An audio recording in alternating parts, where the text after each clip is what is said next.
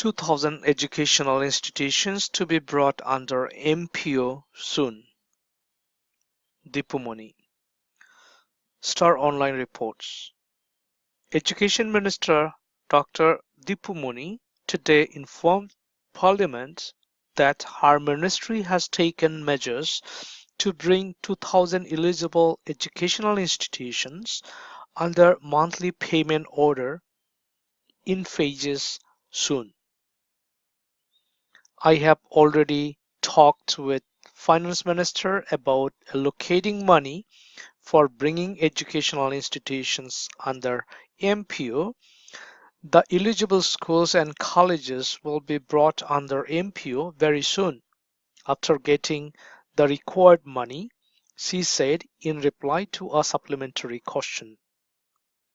She also said 9,000 educational institutions so far applied through online for inclusion under MPO. Of the institutions, the ministry has identified 2,000 educational institutions eligible for bringing those under MPO.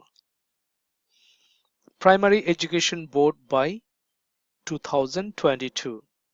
Meanwhile, State Minister for Primary and Mass Education, Mr. Zakir Hossain, today told Parliament that the government has a plan to constitute a separate education board in order to operate the primary education completion examination.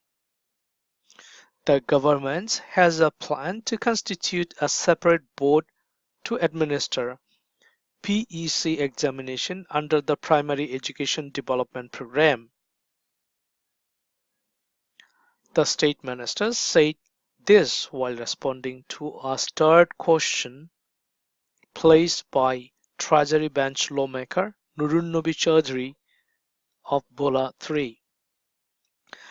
The board will be constituted within next 2022, said the minister, adding that the Non-Formal Education Act 2014 has already been enacted.